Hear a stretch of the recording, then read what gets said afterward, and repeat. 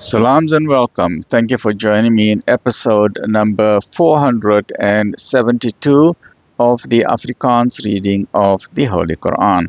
Ons is nou besig met die Heilige Quran en dit is die Heilige Quran by Imam M.A. Baker. A'udhu billahi minash shaitanir rajim. Bismillahir Rahmanir Rahim. In the name of Allah, most gracious, most merciful, in die naam van Allah, die barmhartige, die genadige. Episode 472, hoofstuk nummer 46, die sandduine, the sand dunes. Daar is sand dunes in die desert, ons lekkerle, en dan hulle het al daardie ripples, Surah 46, Surah Al-Ahqaf. Afdeling 3 van hoofstuk nummer 46. Die lot van Aad.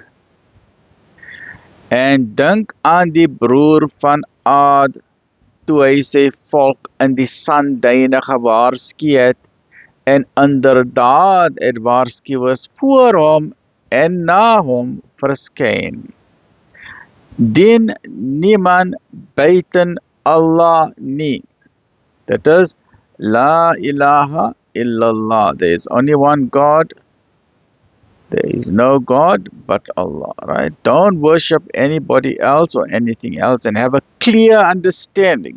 God got no mother, no father, no son, no daughter, no uncle, no aunts, no shareholders in his dominion. Dien niemand buiten Allah nie. Voorwaar, ek vrees namens julle die straf van 'n griewende dag. Hulle het gesê, het u tot ons gekom om ons van ons gode af te rokkel? Toon ons dan dit waarmee u ons dreig, indien u opreg is.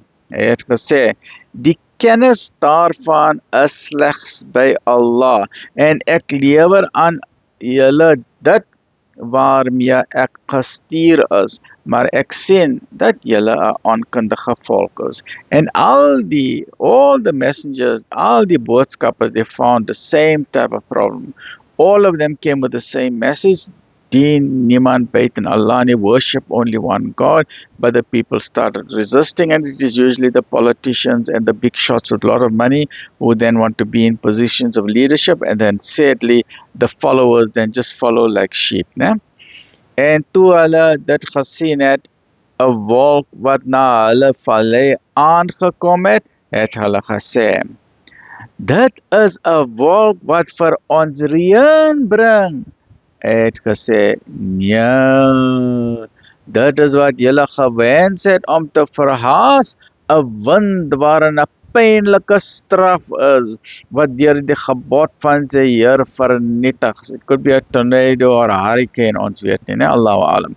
Dus by dagbreek kon daar niks gesien word nie, behalwe hulle wonings. So beloon ons die misdadige volk.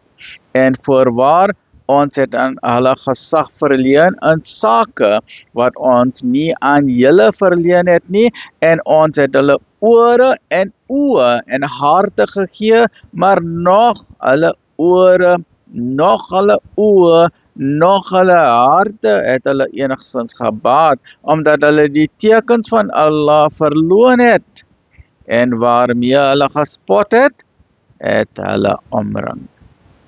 Right? The things what they used to mocking, that is the very thing that encircled them. Join me in the next episode, which is episode number 473. Lekker bly, alhamdulillah.